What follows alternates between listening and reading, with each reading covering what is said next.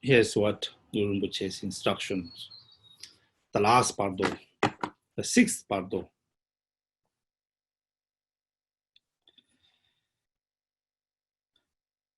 Now, when the Bardo of becoming is dawning upon me,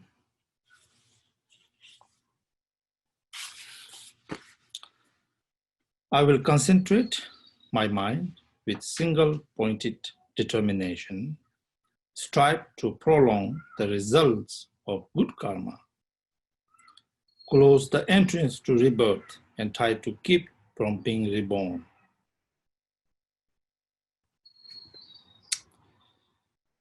This is the time when perseverance and pure perceptions are required. Abandon jealousy, meditate on the Master, and consult.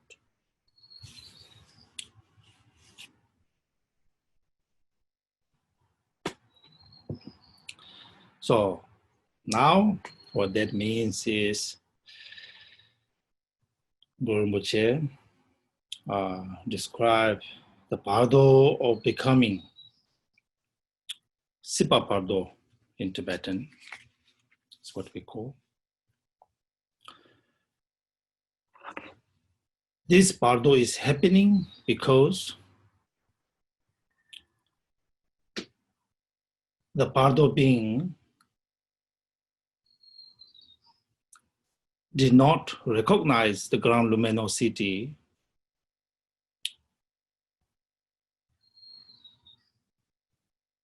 and that pass.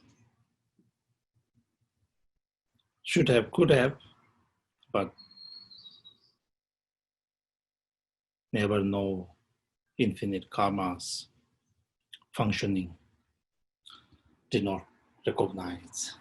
Then Bardo of Dharmata drawn.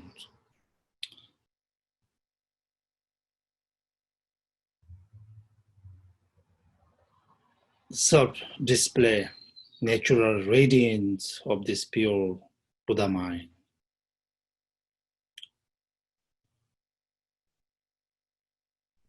In Buddha, enlightened forms, colors, again, for some reason, did not recognize.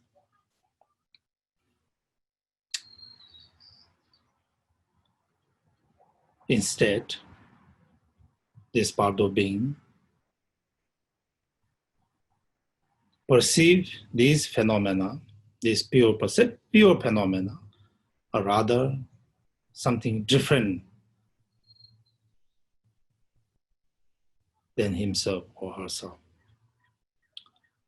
So recognition did not happen. And now that phase is also past. And then come to this Sipa Bardo, Bardo of becoming. When the Bardo beings come to this state, this phase, and now what happens? It's basically by the power of karmic being, now all the latent habits, basically everything is reactivated.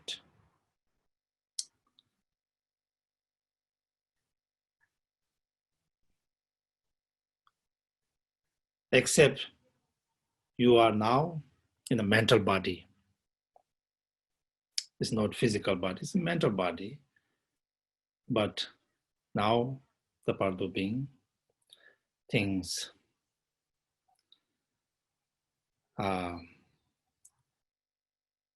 he or she is such person from such country with such identity. Basically, all the thoughts basically come back. And yet remaining in this mental body and then wander around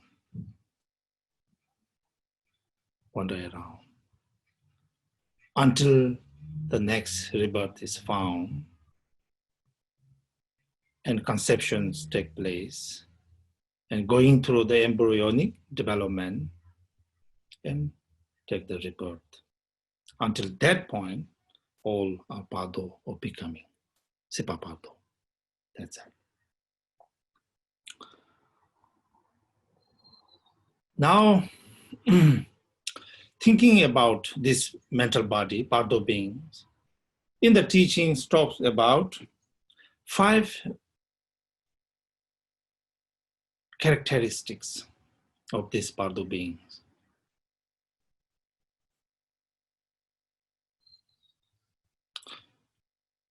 First,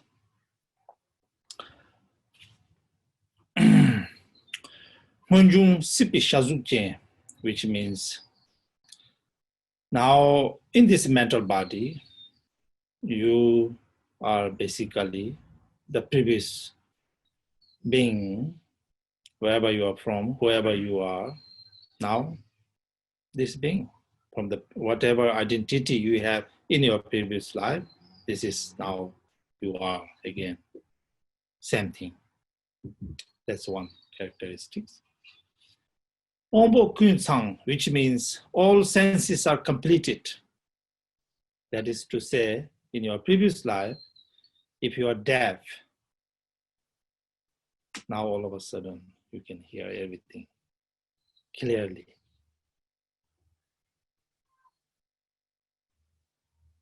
If your vision is not good, now you don't need an eyeglass. If you are disabled, now you can walk. That's the difference. So there's a second characteristics of this Bardo being. Then third characteristics is Tomiju, which means unobstructedly this Bardo being can travel. That is to say, through the wall. Since this is mental body, there is no physical, material. So, no obstructions.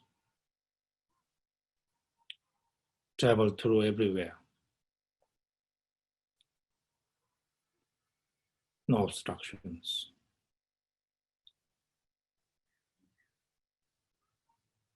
Wherever you move. So this is, I think, one of the reasons that Hollywood movies are, to make these movies are inspired. The mental body, basically mental body, no physical body. So unobstructedly traveling or moving through wherever you move.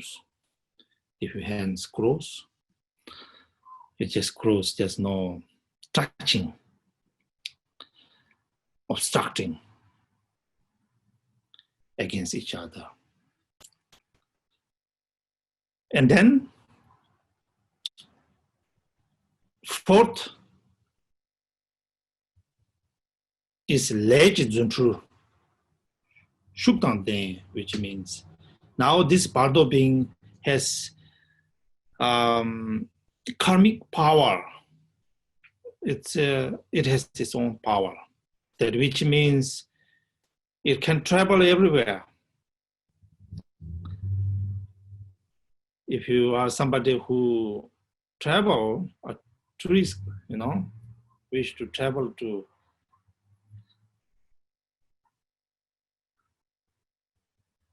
Hawaii or go to some beautiful places in Europe, I heard they're beautiful places. So if this Bardo being think about those places, this Bardo beings reach there.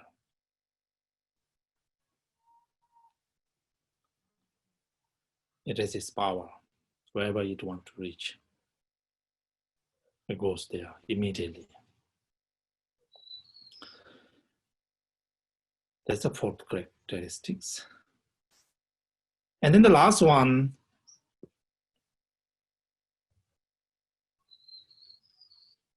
Rikkyun Lamik Tabi Tong, Guru Rinpoche said, which means this Bardo being can see all the beings who are in this state, Bardo states, from different realms even.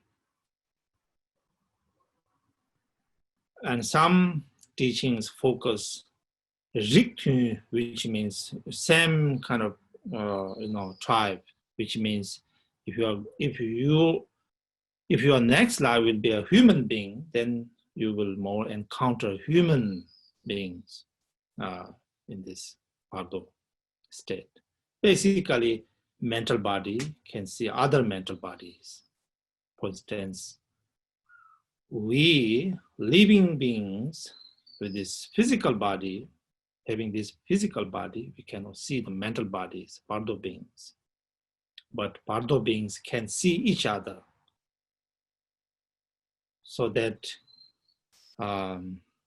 seeing each other and have the clairvoyance, with their clairvoyance, basically mental power, some sort of, karmically, obtain this mental power, which can see other mental bodies. So these are the 5 characteristics of the Bardo, of becoming the Guru Rinpoche taught.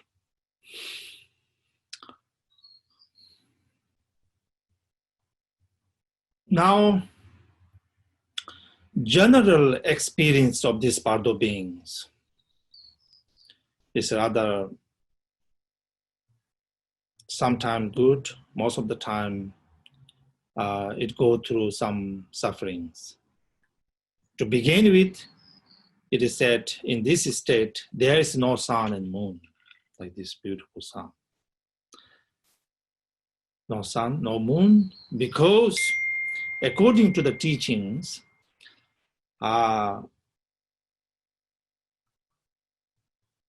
Vajrayana teaching, sun and moon happen because of this father and mother essence that we living beings have in our crown chakra and navel chakra. Because of this, sun and moon outside happens. So we enjoy this beautiful sunshine, rays of light.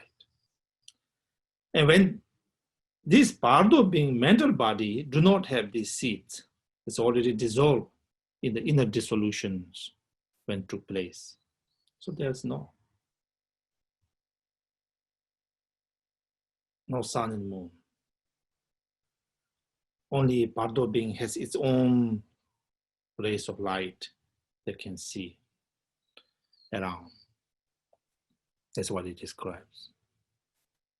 And then, due to powerful karma, Bardo beings do not have much freedoms. It kind of pushes around. Traditionally, give the example like the feather blown in every direction by wind in the air. Imagine a small feather from a small bird flying in the air, in the sky, and powerful winds blowing all around. Like that, depending on one's karma in previous lifetimes, these Bardo beings will have experience of blowing everywhere. So these are the Bardo experience. And then Bardo experience, one of the most common one is described like, coming back to its previous body, trying to get back. Some teaching says 9 times, try to come back. And come back to the families, loved ones, try to talk to them. There's no response. So that's how movie goes, Hollywood movies. So this is how it is described, the experience of the Bardo becoming in the text. These are the characteristics of Bardo becoming Sipa Bardo. Now the whole point is to help these Bardo beings. The reason for talking about these Bardo beings, for helping this being, Bardo being, living people, loved ones, doing practice, Dharma practice, and dedicate this merit to these Bardo beings. And it's considered very, very important. It's still, living beings. This Bardo being is not determine his or her next life. It's still in the Bardo state. Because of that, you are connected. It's still to the living people, to the loved ones. Karmic connection is powerful still. Because of that, you go to do prayers, practice. It is said that example will be if someone is falling off a cliff, and you extend your hand and hold and pull it back, pull him or her back, like that. Benefit if one do whatever practice one do, basically, recite mantra, do aspiration prayers, accumulate merit, and dedicate the merit to this Bardo being. Very important. Why? One reason is like this. It is said that doing such prayers for this Bardo being is important. In fact, in this Bardo text, there is a instruction given. Even when the dissolution taking place, there's an instruction to be given. And later, supposedly when this deceased one is having this ground luminosity, there is a teaching prayers to be read. And prayers to be read when this Bardo being is having the Bardo of Dharmata experience. And then there are prayers when this Bardo being is experienced in Bardo becoming, there are prayers to read, instructions to give. It's all in the Tibetan Buddha that Bardo Tudor text. So the reason why we do these prayers to these Bardo beings is that these Bardo beings is said to be 9 times clearer, 9 times smarter. If you know something, now you know 9 times better.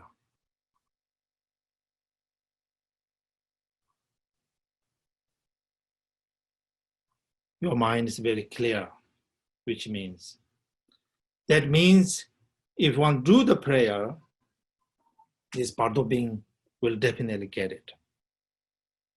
No question about it.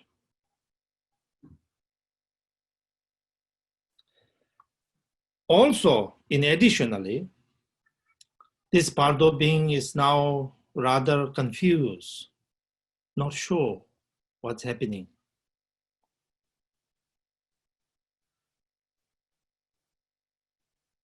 Just moving everywhere. Speaking of that, I want to just share with you one story, funny story. I'm not sure if this is true or somebody just made up. Anyway, I heard this story in Pema Kyudro talking about. In Bardo being, your mental body, you cannot see other things. You cannot, if you look at in the mirror, there's your reflection is not there because it's a mental body. So practitioners know these things. A long time ago, I think actually in 58 or 59, 1958, 59, somewhere around that time, in Pema Kyudro area, there was a big earthquake. That time, our yogi was doing his practice up in somewhere next to a temple.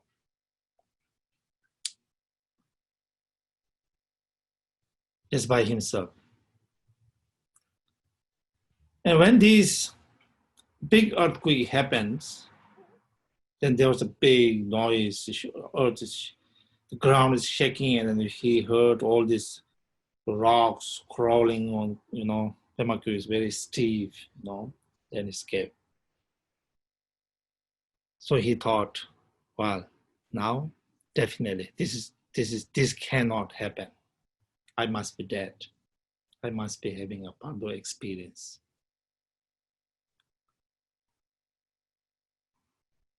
So thinking that, in order to test whether or not he is really, is this really happening in his waking state, or maybe he's dead? So in order to test that, they said he walked out of the temple, and then there was a fence, big fence was there, and down there, some bush, there growing, and bush next to the fence, quite high fence. And if he's in Bardo state, mental body, then he would jump. He could have jumped, and he could have walked on the bush. So in order to test that, he jumped off the fence, they said. Then obviously he's not dead, and he hurt he injured his knees badly. So anyway, that's just a story. Now Bardo beings, basically, mental body, with in the description, look at the mirror, there's no reflections, walk on the water, and walk through the walls, everything. So, like that. Now here the point is, in order to practice, importance for doing practice for these Bardo beings, because 9 times clearer, and then also very confused, driven by karmic winds, like that is happening. So this Bardo being is searching something, some kind of solution. So what's happening? Like this yogi was a little bit confused for a moment. He or she look around. Is there anybody who would tell me something, what's happening?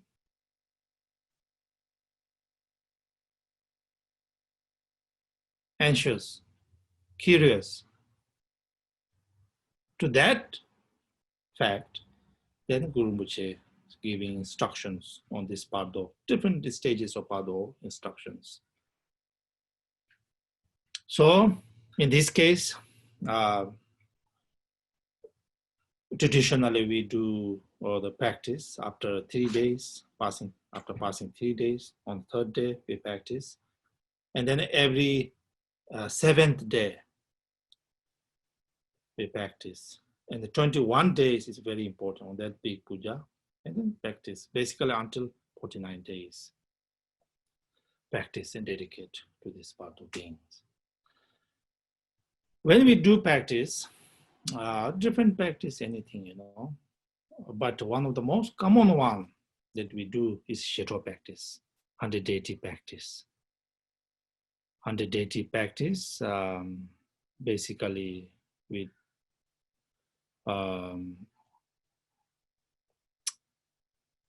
do,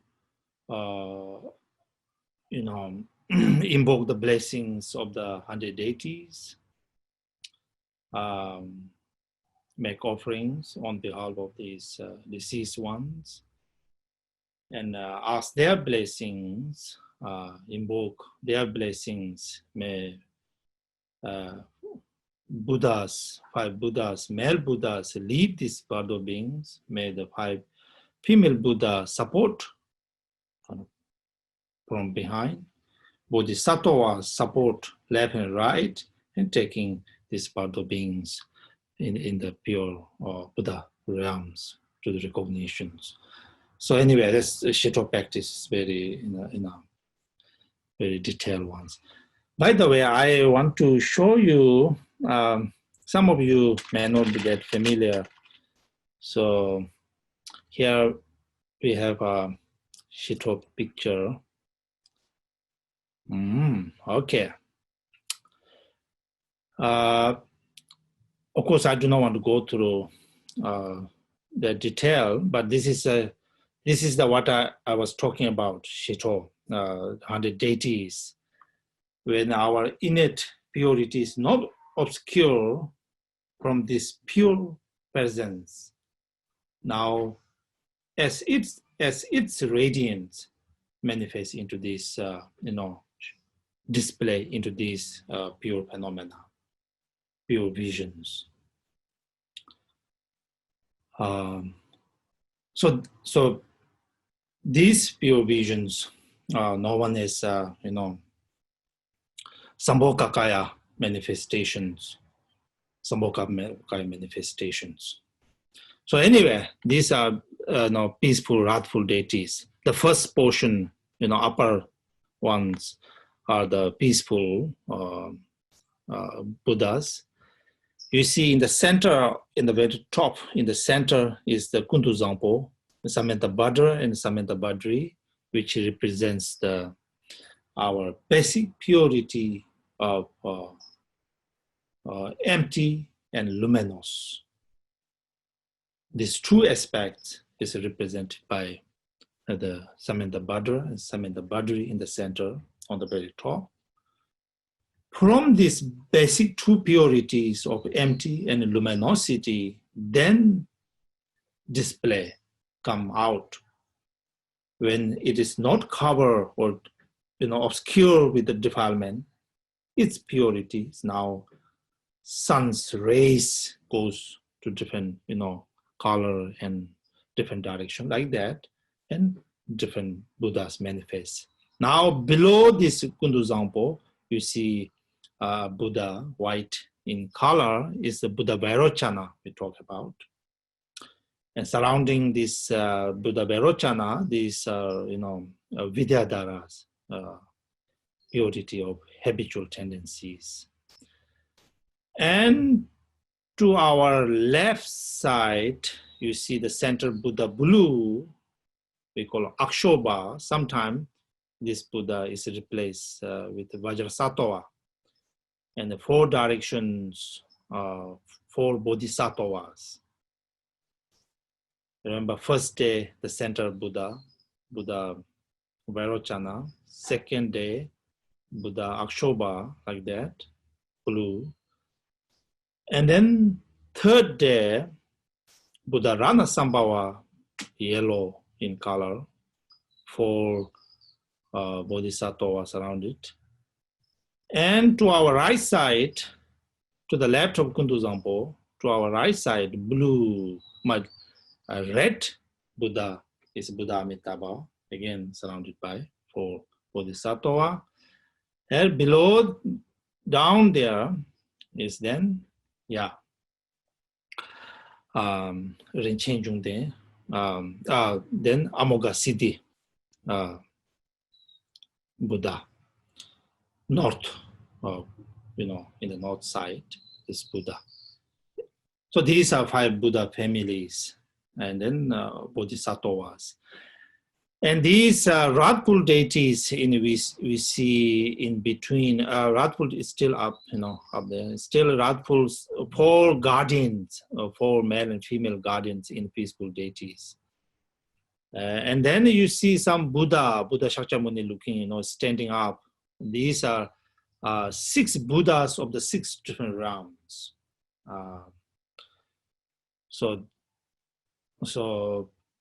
when you count 42 deities, it's like that. Samanta Bhadra, 2, and then center these five Buddhas plus 6 Buddhas of the 6 realms, and then the 4 guardians with their consorts, all these wrathful, all these peaceful Buddhas. And then below are the wrathful Buddhas. And it's still not recognized. Then their transformative powers now manifest even more in the intensity. And it's still, these are all in order to make these Bardo beings to recognize, to wake up. So these are 58 Buddhas. Okay, Vila. That's it. So in the practice of Shito, what we do is then, visualization of these Buddhas in detail, step by step, making offerings, asking their blessings to this deceased one so that he or she recognize these are no other than their true nature. So display. And the moment they realize their self-display, they will be awakening in the state of Sambhogakaya Buddha and attain the liberation right there. So like that.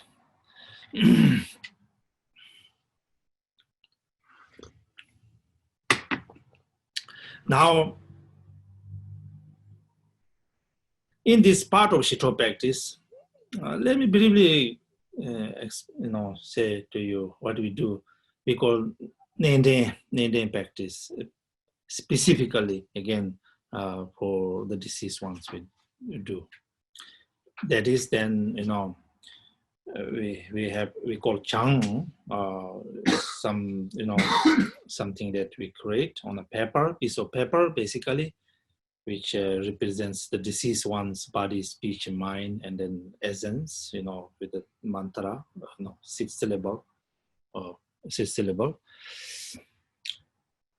Anyway, this is what it represents, the deceased ones, and then the Vajra masters or the practitioners, many practitioners, in fact, sometimes visualizing themselves, the Vidam deity, most cases, Vajra Sattva, and then invoke the consciousness, wandering consciousness, Bardo, who are wandering in the Bardo, bring them through the power of visualization, mantra recitations, bring the consciousness to these representations, Chang, there. After bringing this consciousness to this, then we do certain prayers, certain practices of removing obstacles on the path of enlightenment to this individual, to these Bardo beings, removing obstacle, expelling the obstructive practices. And then purification, purifying whatever defilements that obscuring this Bardo being's mind, purification practice sections. After that, empowerment, Shito empowerment is given. These are very powerful practice,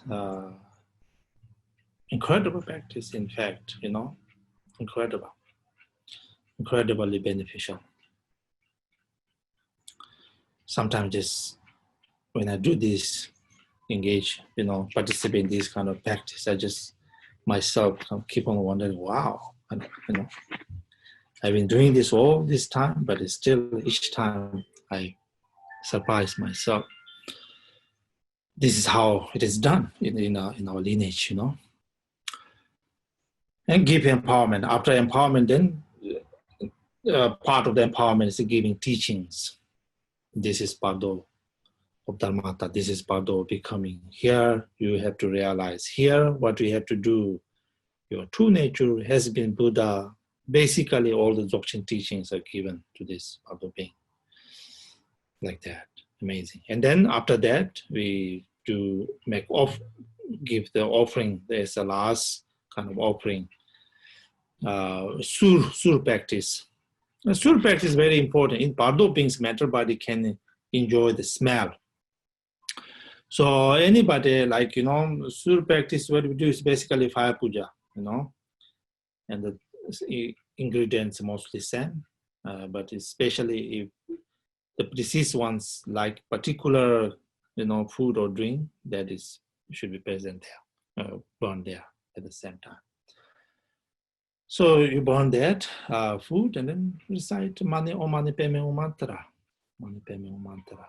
And, wish, this Bardo being get this tweet like that. So anyway, as a part of Nente, we do sur. And after that, power practice. Visualize that these Bardo beings now recognize this Bardo beings consciousness is now enter to the pure realms. Power practice is done. This is done even 49th day. And then we symbolically burn these representations, basically, with the fire of wisdom, 5 wisdoms, consume his or her remainings. That's in a nutshell. And in practice, for deceased ones we do is something incredibly powerful. Okay, and then one of the things that we always talk about is lamas, monks. Usually when we do practice for the deceased one, we say you should be very careful because the deceased one knows what you are thinking or what you are doing. If you read the text incorrectly or you have other kind not really concentrated or motivations, sometimes even disturb these part of beings. So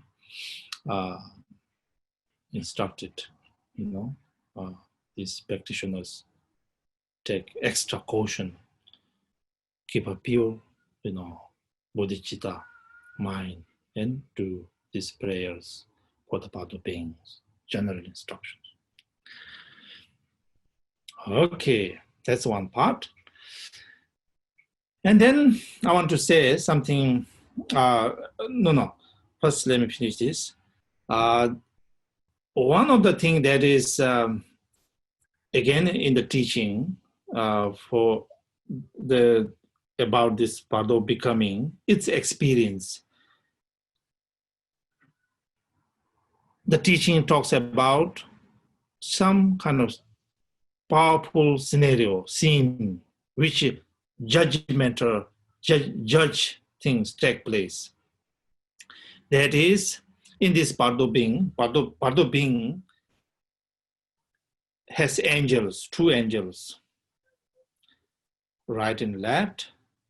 One is angel who counts all Bardo beings' good karmas, black angel counting all the bad karmas.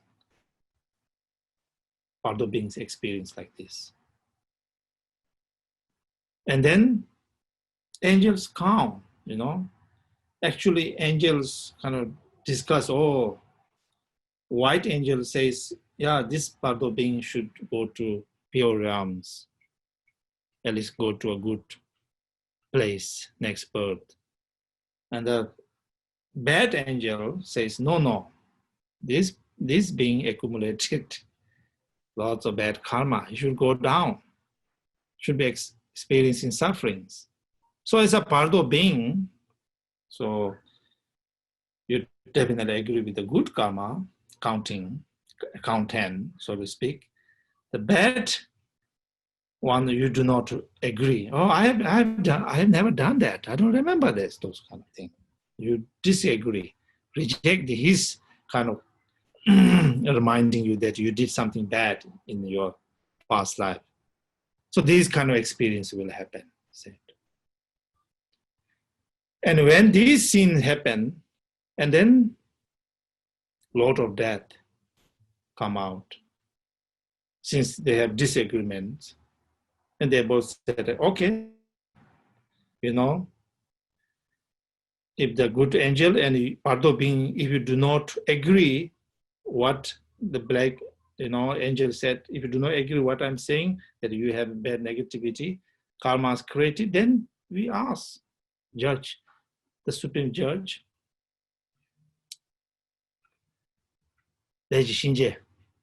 lot of death. A lot of death appears, and he holds big mirror. And he said, okay, let us check here. If you do not agree what you did, let us check here. And first check maybe the good one. Yeah, when you look at the good one, what you did, did you benefit beings? Everything as if like, video has been taken step by step at this place, at this time, the way you did it. Everything is clear picture is now in the mirror. And bad angels argue, yes, you did good things, but here's a bad thing you did. Again, when the Bardo being do not agree his misdeed, then again look at the mirror. In mirror, again, everything is picture there, recording there. So these kind of experience in Bardo beings are explained in the teachings. So I think based on these teachings, I want to share with you today is in Pemaku, we do a called Bardo dance. Bardo dance, what they do is basically 2 days of dance. I have a picture here. Okay, here's a picture. 2 years ago, 3 years ago, I think this one in Pemaku. There's one temple. They, did this dance, so I went to visit here. Anyway, 2 days of dance. The first day is about these dancers now, all these things we call Linke, which means somehow who are the caretakers or somebody who keep the counting. It's the idea. So these are the angels or wrathful ones. And they have one person called Dikchung, which represents the Bardo being, basically, in this case, Bardo being, the mental body, Bardo being. They bring him here, on the ground, and then they dance. So first day is the bad one, sinful one is about. Second day is the good one, who accumulate good karma. The first day, bad karma accumulated guy, they bring him here, and then they do the dance. The dancers, what they have in their hand, some has scale for the virtuous and good or bad karma. Some has a mirror, looking at the mirror, what this person did, all detail. Some has some kind of paper in which everything is returned. Everything is returned. So like that. And some has some kind of knife and cutting and more of a, punishing kind of thing. So they dance this.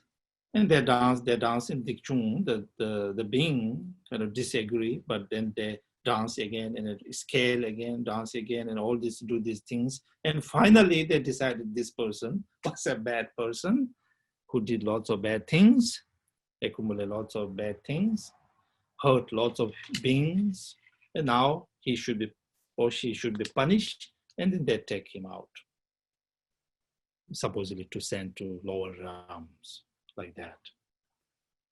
Okay. And then the next picture, next day, they dance, again, same thing, they bring a good yogi one.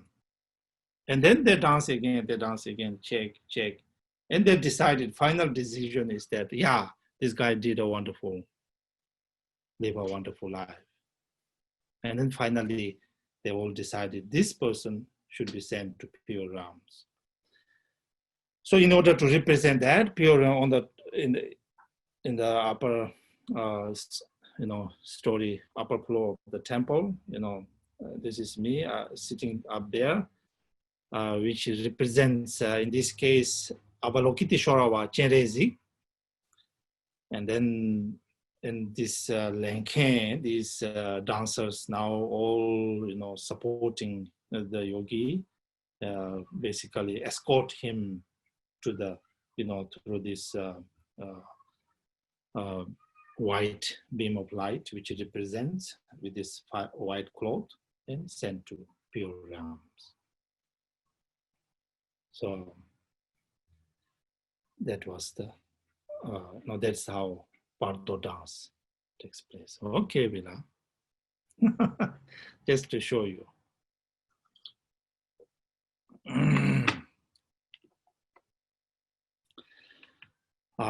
So what we take out with this blah blah thing,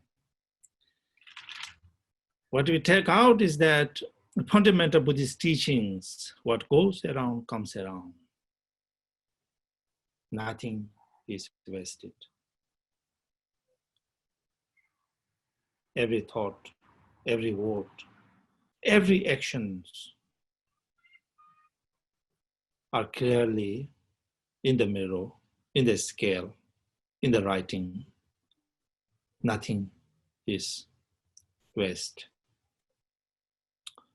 So you remember the Jomlingpa in the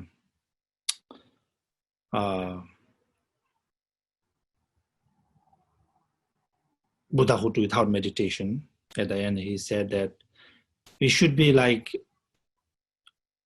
on our day-to-day lives activity and day-to-day lives behaving should be like as if we are in front of the supreme judge. Supreme judge. If you are in front of the supreme judge, and you do as carefully as you can, do not break the law. Here, as a Buddhist, we take our own action, we take the responsibilities of our own actions. What are we doing with this body, with this speech, with this mind? So this is what the message is all about. In Pema, this Bardo dance, if you watch this, it's something it powerfully invoke the infallible law of cause and effect, send a powerful message.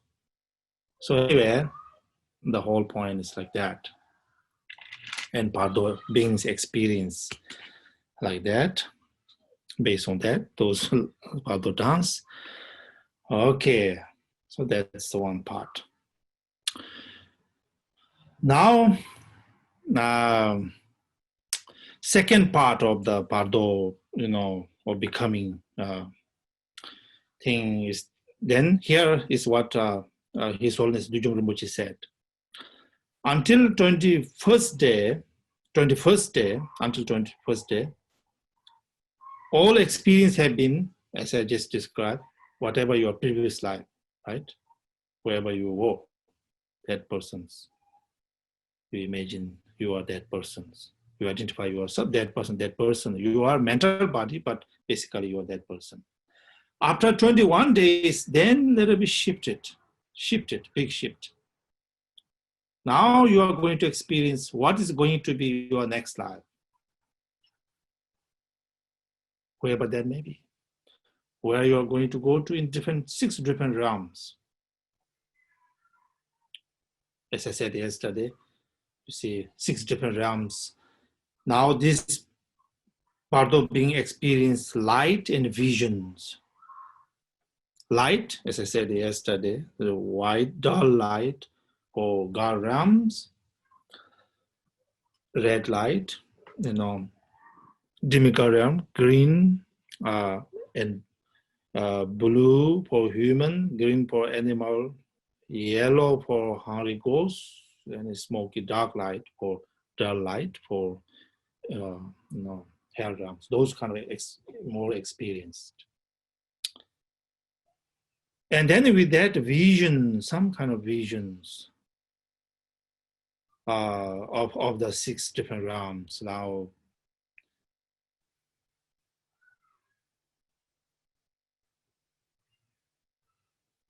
hopefully not. Let's say if somebody's going to be born as a dog next life, somehow the dog or animal realms experience the light and the dog phenomena, rather. Dog phenomena.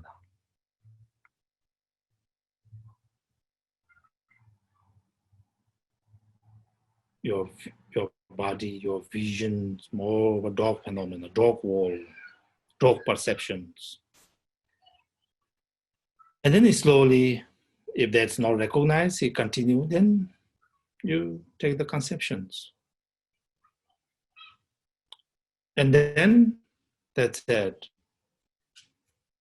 And it is said that you only realize when you come out of your mother's womb, now,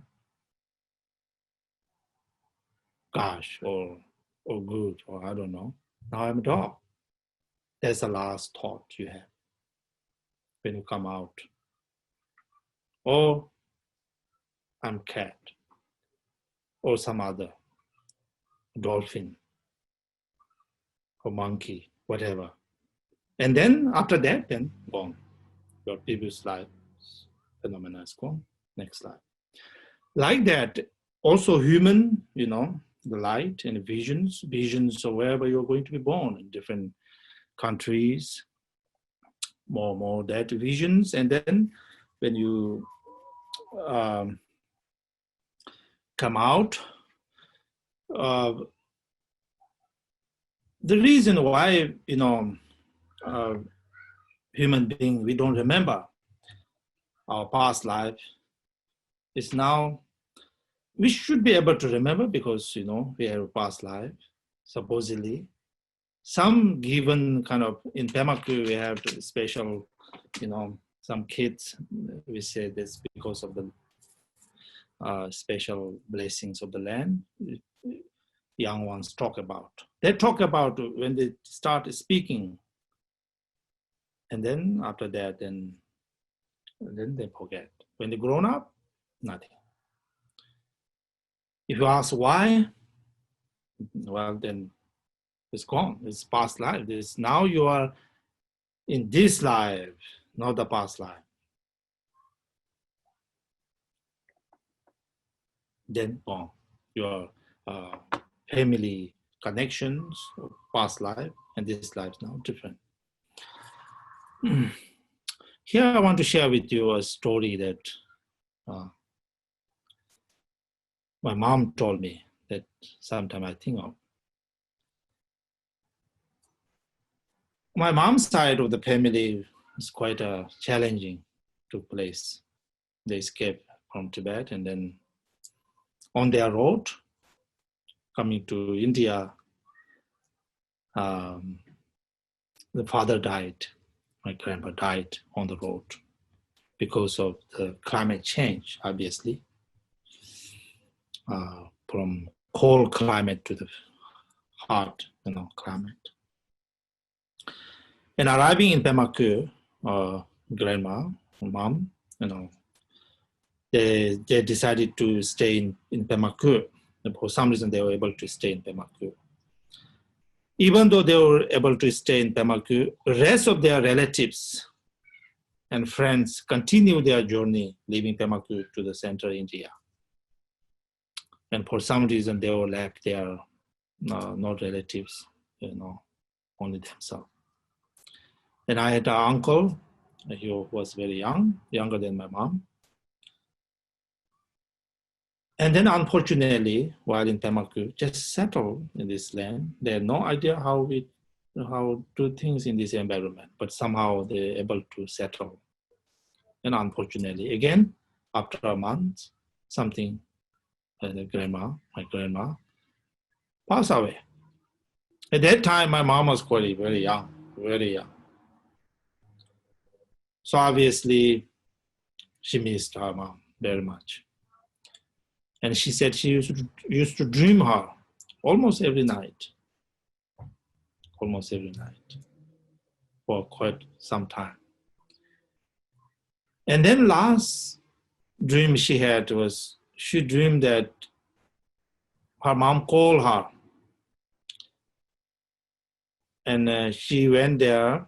Her mom said to her, now I found a place for us, you know. And when she walked in, she saw in Pemaku indigenous people, this, forest people, jungle people, we call Tana, Mishimi people. In their house, they are based mostly hunter, survive by hunting.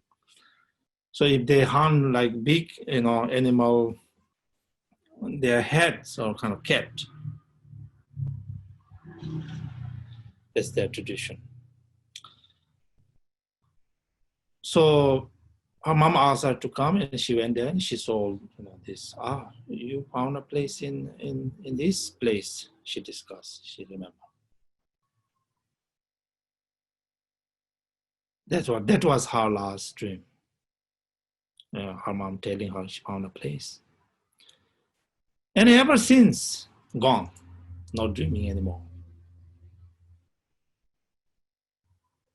not at all. And then she was also kind of relieved. It's done deal. And then later on, she asked the Lama, that was my dream. Why is that? What happened? The Lama said, well, that's good. Now she found her own life. She has been taken rebirth. And now your karma is finally come to an end. So from that moment then, no present karma is come to an end. So that's how things works. Present this life's is this life's experience. Therefore, we don't remember in our past lives.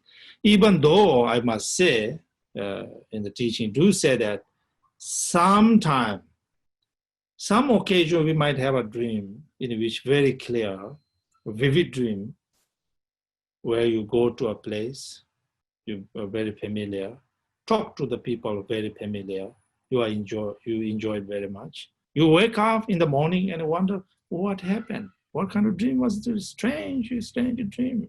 People usually end up saying like that. A strange dream because I've never been to such place. I've never met to such people.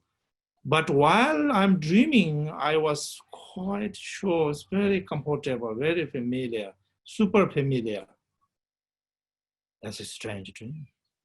Or sometimes this maybe something has to do our deep-seated subconscious level, this,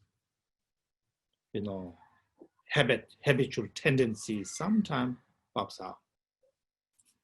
It can be very powerful ones. But other than that, from Buddhist point of view, see, every sentient beings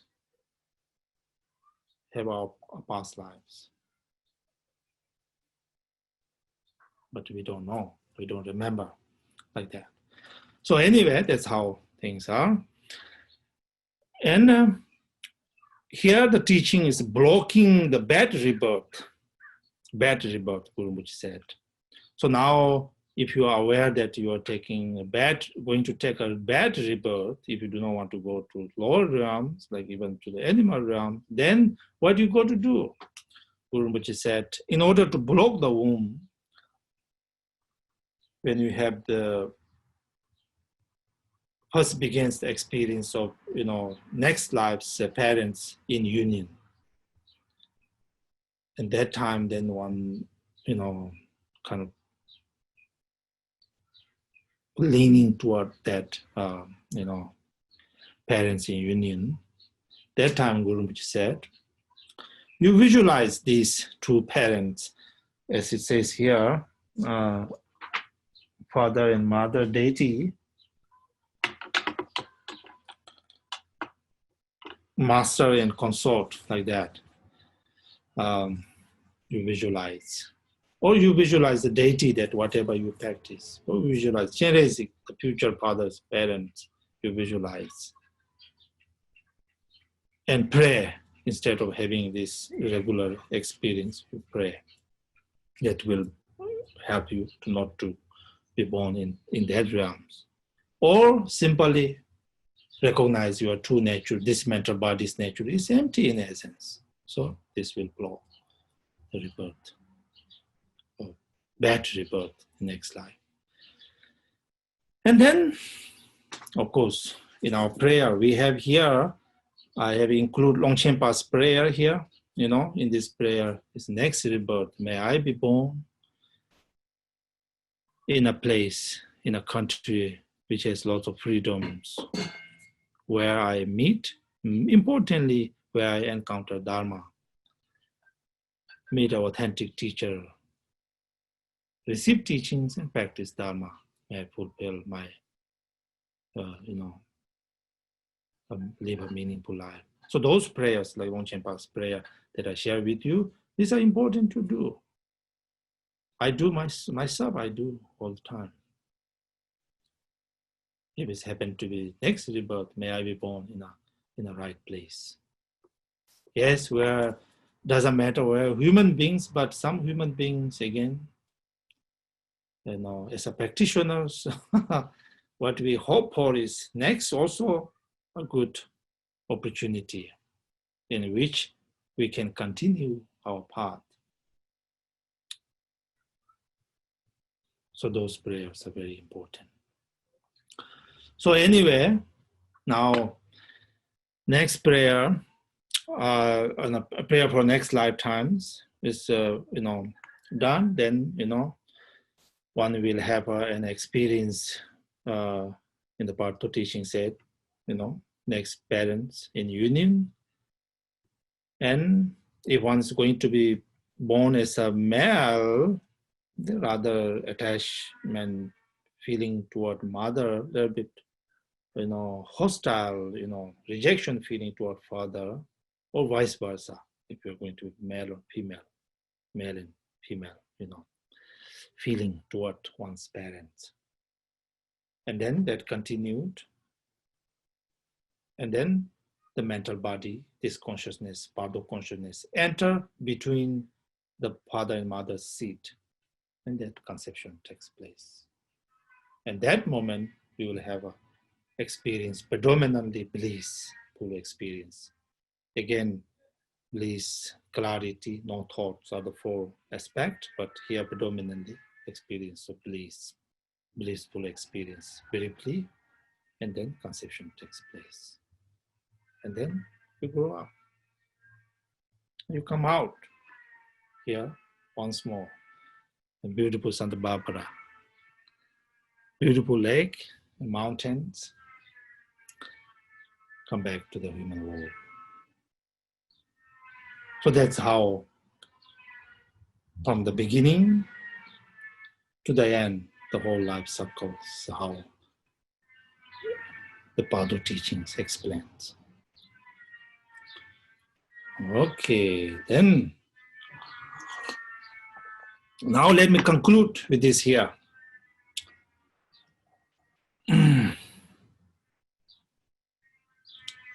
Why we talk about Bardo?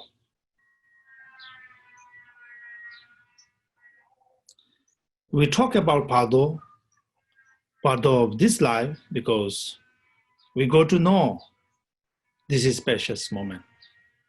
Everything happens from here.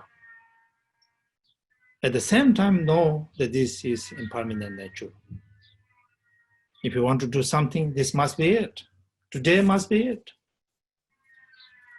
Most importantly, life is very precious. Life we obtain is from infinite cause and conditions. Most important is part of this life. To know the value of it and find a meaning in it. That's the reason. Part of dreaming, well, we spend quite a lot of time.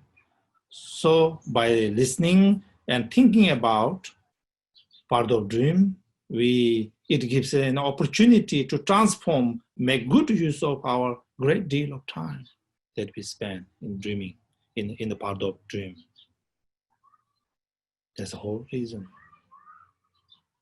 Even if one cannot completely or purely transform this part of dream into positivity, but at least not to waste this dream Bardo for negative karma. At least change something, and hopefully to positive karma, and hopefully this dream Bardo also practice time. Bardo meditation, why we talk about, yes, in this life, expanding the Bardo meditation is important. Bardo meditation, loosely speaking, basically whatever practice, from the pure renunciation one have to this samsara, turning one's mind toward Dharma, from that on, Bardo meditations. Expand that time, expanding more, giving more, spend more time, then make this Bardo meditation predominant in your life. Teachings about how things should be done. Bardo meditation. Bardo of dying, such an opportunity to be awakening. To know this is very important. Death and dying is not something that we coming to an end, but in fact, giving a great opportunity. Time to be awakening in the state of Dhammakaya mind. At the same time, know that this Bardo can be a painful Bardo of dying, generate compassion to those who are going through, so that one can try to do what we can. Bardo of Dharmata, this deity is one visualize in our sadhana practice. Our true nature is involved, Buddha nature. That Buddha nature now come into form of a sixth syllable of the deity. From sixth syllable of that deity, and visualize all the mandala.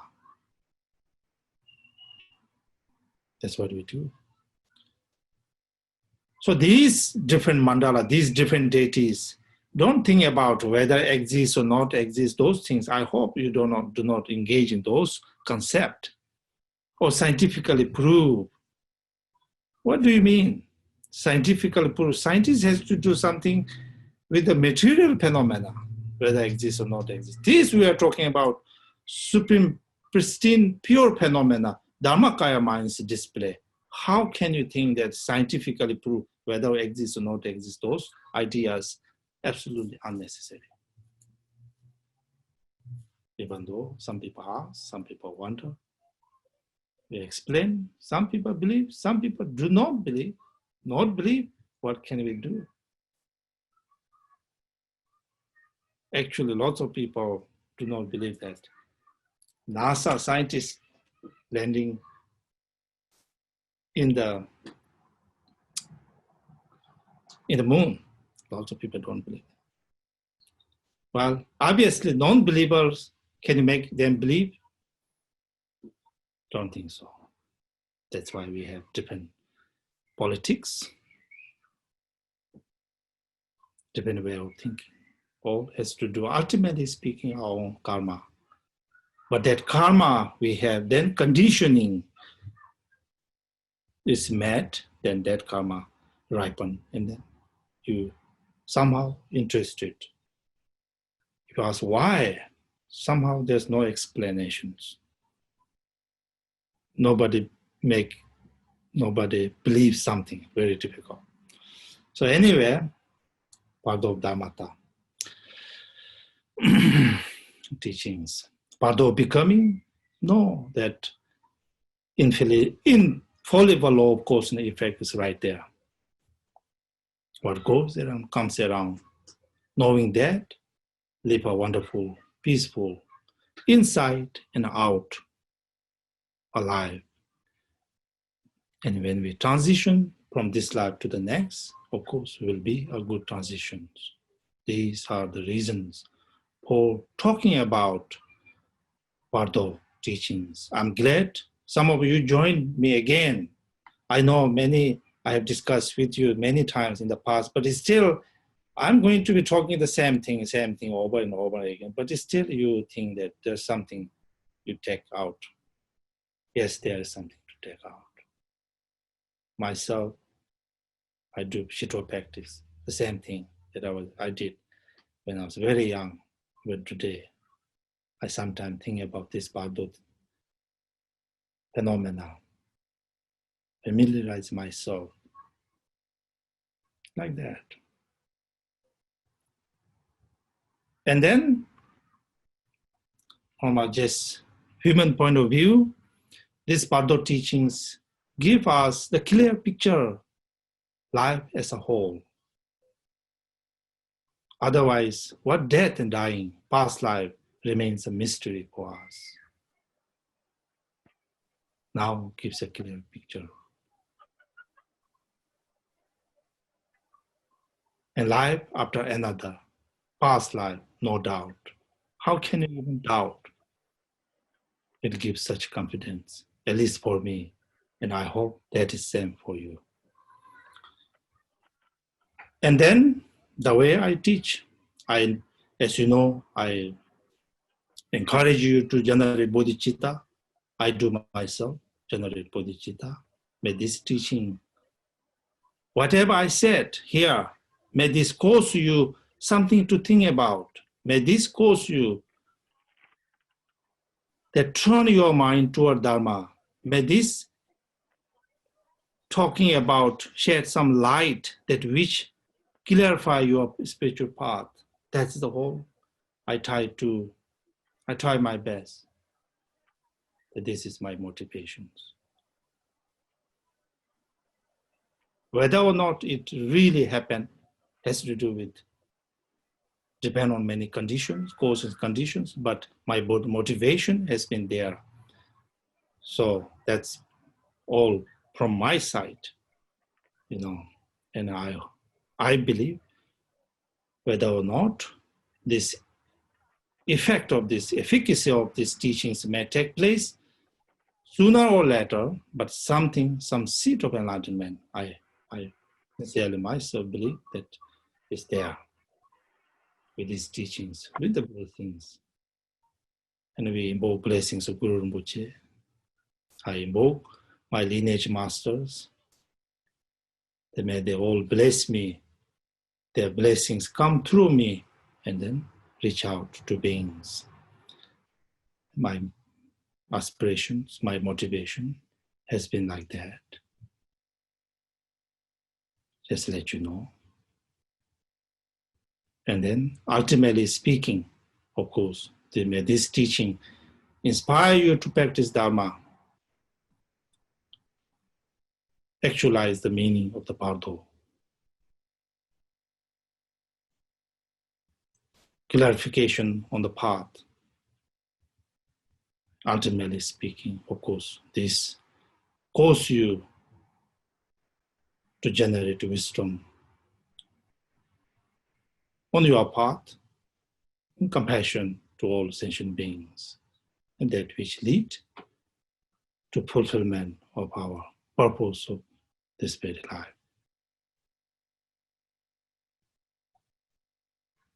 So that's very much for me. Thank you, everybody, for listening. Any questions, if you have, let us discuss. Otherwise, we do some prayers. Okay. Rinpoche, thank you so much. As one of those here who has received Bardo teachings from you in the past, this is my third time. I must say that it's always illuminating and helpful, and I feel so blessed to receive the teachings at this time. I have two questions that, I think we have some questions, other questions coming up. One is the if we find ourselves in the Bardo of becoming, aspirations for the Pure Land to avoid rebirth in one of the 6 realms. Is that something you would encourage, or something we should keep in mind? Pure Land? Aspiration prayers, if we are in the Bardo of becoming, can we aspire to go to a Pure Land at that point and avoid being born in one of the 6 realms? Definitely. Try for that? Yes. This whole point, as I was saying to you, Guru Rinpoche has instruction for Bardo becoming. That instruction is basically, be aware, now you are in Bardo state. It is time to pray, pray to your deities, pray wherever you want to be born in that pure realms. And pray if you want to, the next life, good life, it's the time to pray. So prayers, I share with you this Amitabha Buddha prayers and also other many prayers, to be born in Guru Rinpoche's Kapakala mountains and like those prayers. And then also to be born, if we take the rebirth next life, to be a good rebirth, all these prayers, yes. That's always have been part of our practice, in fact, Ishitoja, aspiration prayer, we do all these things part of it. Guru Rinpoche aspiration prayers are to be born in a pure land and awakening from there, like that. Thank you. Also, if we find ourselves in front of the Lord of Death, is confession something we should keep in mind? Is it taught at all? It seems like if the bad angel is saying all our bad things and we're trying to defend ourselves, that doesn't usually work from my experience. Well, Guru Rinpoche said, Guru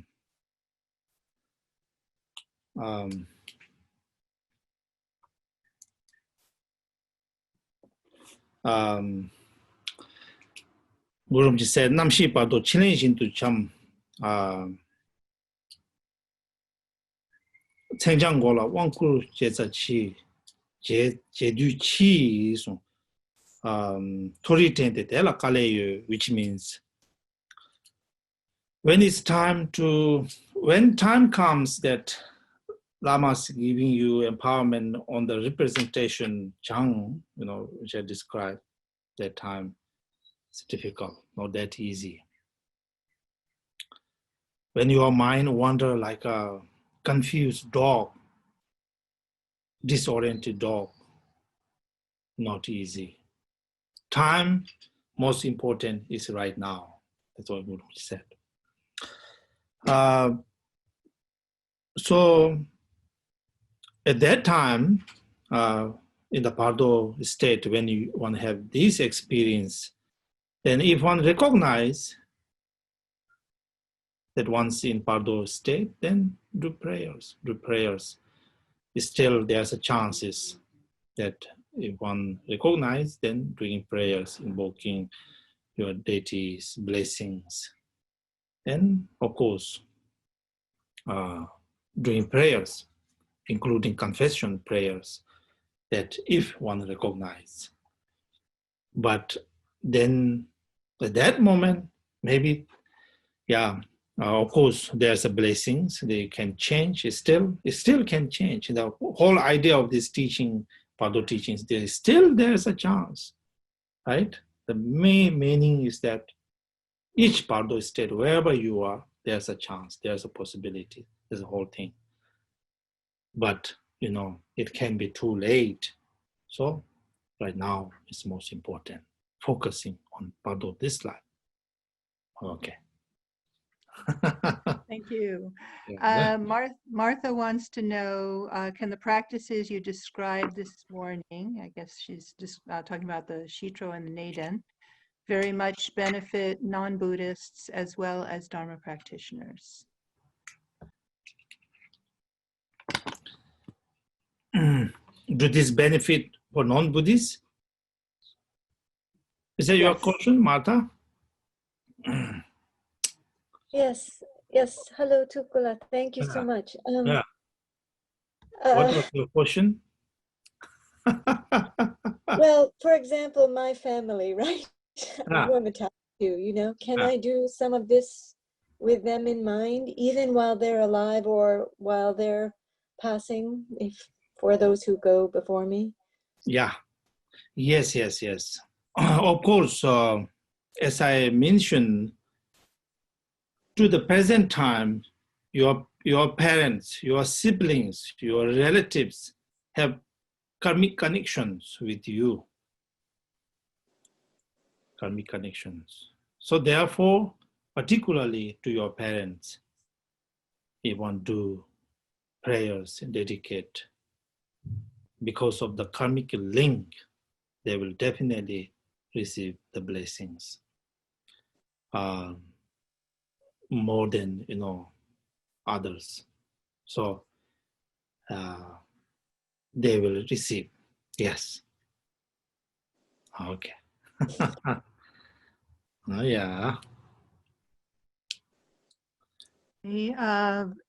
Another question is it only 49 days in between rebirth, or for some people can it be longer? Yes, that is what Guru Rinpoche said again and again. Can be, see, Bardo is this in 6 different Bardo of Dharmata, Bardo becoming described in a very general term for some very sinful people, again, not experiencing this. Very high lamas, high practitioners, no experience of this. And even when go to this Bardo becoming, time usually roughly, is 49 days. So traditionally, our practice is much focused within these 49 days. And after 49 days, then done. The reason is the majority, average people, Bardo beings, then they already take, future is determined. Wherever you are going to be born, animal realm, lower realm, God realm, or back to human, it's done. But there are cases, some cases can be longer time. For some cases, Bardo becoming can be shorter, it's said, group said. So not sure. Here, 49 days is average people, most likely, or most, average people last 49 days.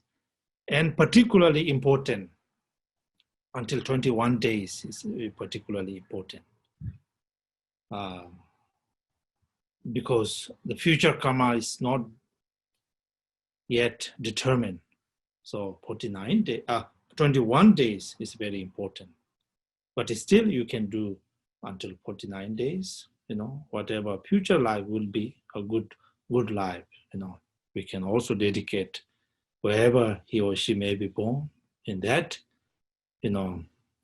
lifetimes be a wonderful life like that.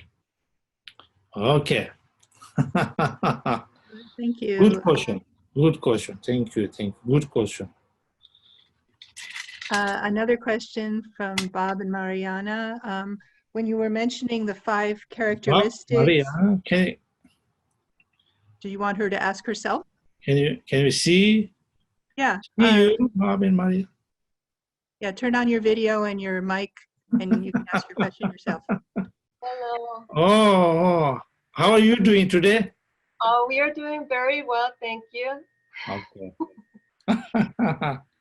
I was wondering if you could clarify in the 5 characteristics of the Bardo of being that you mentioned in the 3rd characteristic that there's unobstruction, that the being can travel and mental body can travel anywhere. And then in the 4th, you mentioned the karmic power, that they can also travel everywhere. But I wasn't clear on the distinction between the 2 of them. Is it because the karmic power has more ability to travel more clearly because of their cause and effect in karma? I wasn't sure. Yeah, in a way they are similar. Basically, unobstructed is emphasized in the characteristics. That's one thing that as physical body, everything is there's no going through, right? So going through unobstructed is one very big characteristics of other beings. That's why it's to put it in a separate characteristics. Okay. Yeah. That define Bardo beings, then the physical beings. Okay. Okay. Good question. Thank you, Maria. Okay. Hey, Rochelle, do you want to unmute and ask your question yourself? Or I can ask it for you. If that, I'll ask it. I'll start asking. Oh, there you are. Well, I was wondering, how is the Bardo experience different for a Tulku?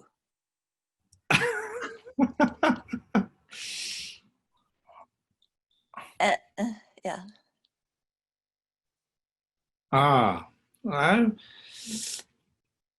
When you say Bardo, what do you mean? Bardo, we are talking about many Bardos. I mean, at death. Hopefully a little bit good one. Are you talking about me personally or some other people? Any Tulkula? So supposedly, of course, we're talking about these Bardos, thinking about this and doing practice. Bardo experience should be, I should say, supposedly be good one. Supposedly something looking forward. No sufferings. Of course, physical sufferings, universal, that suffering is there, but mental unnecessary sufferings, and at least peaceful confidence, devotions, the spiritual qualities, sometimes even overtake, and then quite an wonderful experience. So when I'm guessing you wouldn't be subject to the karmic winds when you were in the Bardo. And you get to decide where you're going to be reborn, right? As opposed to it being decided or not. That is a good question, yeah. So when sentient beings are born in the next life, no choice. Deluded sentient beings, no choice. I don't want to go through this detail, but basically 6 different realms, cyclic existence. Whatever your karma lead to. As I described, as it says in the text, like a feather, blown away by the karmic wind, feather blown away different direction by strong wind, like that, you'll be out of no choice. And then there are aspirations, practitioners make their prayers. May I be born in a place, good place, so on and so forth, by their aspiration prayers. So a Tukula is like, but a Tukula is like a practitioner, or do you go to a pure realm first and then you decide where you're going to be reborn? Do you know what I mean? And then, yeah. So, and then those who have, control, and then take the particular rebirth, like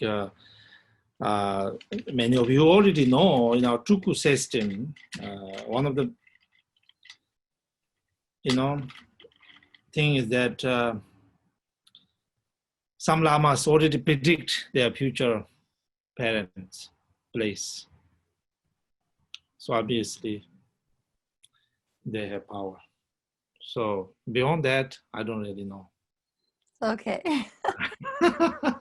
And then this is a really strange question, but okay. I think for myself, I might, instead of wanting to be born in a pure realm, want to come back. You want to come back or don't want to come back? I think I want to come back, but I want to come back as a more evolved being, even if I'm not at the level of a Tukula. Yeah. I'd come back more evolved. Great, great. Is that okay? Space remains, sentient beings remain. Shanti Deva's aspiration prayer. may I be remain and dispel the sufferings, miseries of the world, right? Yeah. So If you did bodhisattva not- aspiration, yeah, that's a great aspiration. Come back again and again. Be a wonderful teacher as you are, and guide lots of kids. How are your kids doing? Oh, I've lost my job, so I don't know. Oh, really? Oh my God. Yeah, Sorry to hear that. I know. Maybe I'll Oh. get it back, but it's doubtful.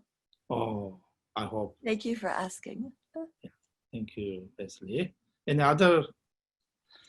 Yeah, Winterhawk, do you want to unmute and ask your question yourself?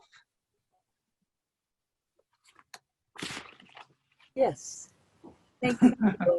Blessing. Yeah. Let me get the video. Let me see. Do I see you? No. There we go. Okay. I'm in my van office. Do you see her? Next to Can- Willa. Can Oh, you yeah, see? now I can see. Yes, yes, yes. Okay. Blessings to God. Thank you so much. Are you in your office? I'm in my mobile office. Okay, okay. Yes. I love this work. I love the Bardo work, and already, before even this, I was working with a lot of beings passing in my animal practice and also with humans. So if you have so many beings at potentially so many different stages of Bardo, then how would you time the prayers? Because you could do for a single being, the 3 days and etc. But if you just have lots of them with lots of different death dates, they're just constant Om Mani Padme Hum. What do we do? I'm not sure if I understand you. That are you asking sentient beings can be in different pados? What can we do prayer that Yes, benefit if each I pado? have, yes, if I have clients who are, they all died on different days, so they may potentially be in different opportunities in the Bardo. How do I best address that with multiple clients? So ultimately speaking, we, since we lack of this clairvoyance or wisdom, it is difficult to say for us where this particular disease one is in the part of Dharmata or the part of becoming, maybe it's already different pardos. It's difficult for us to know. The most important for us is with our good motivations on behalf of this deceased one, whatever prayer you do, reciting mantra or, doing aspiration prayers or supplicating Buddhas, invoking their blessings for this deceased one, you just do. You don't think about, for instance, as I said, in Tibetan society, we do on 7th days and 21st day is a big puja, and again 7 days sometime, 49th day is a big puja, big practice. But these lamas who do practice, do they know where this Bardo being is? Unless you have a clairvoyance, you do not know. So what we do is just pray. So don't have to think about which state of Bardo these people are and which particular practice can be effective, less effective. It all depends on one's own motivations. And prayers what do as far as in this practice. Yes, Vajrasattva practice, Mani mantra. Importantly, Om Mani Padme Hum mantra, and whatever confession practice on behalf of this Bardo being, with our pure good motivation, we do this prayer. And then if one can, even do sur practice. And then also dedicate this merit to this Bardo being. So this Bardo being, if he or she is in the Bardo becoming, looking for something, guidance, looking for some support, some merit, and they will get it. by the power of your motivation, sincere motivation, by the power of the mantra recitation, and by the power of the deity's blessings, they will get it. So important for us is pray, do prayers, and dedicate the merit to these beings. Very good. Okay.